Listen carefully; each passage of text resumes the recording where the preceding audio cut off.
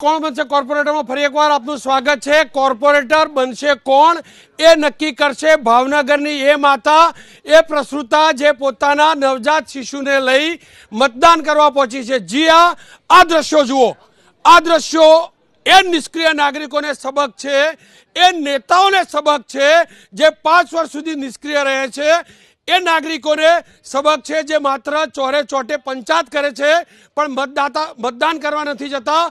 જુઓ, પોતાના નવજાત બાળકને લઈને મતદાન કરવા પહોંચેલી આ મહિલાની જાગૃતતા।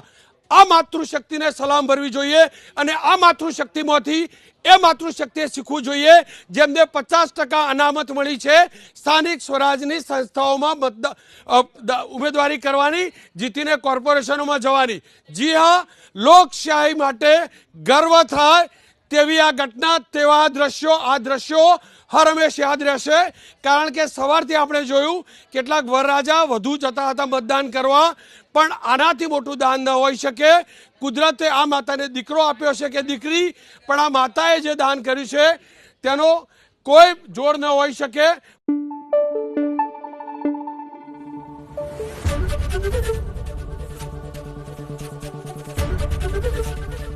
एबीपी अस्मिता, गुजरातनी अस्मिता।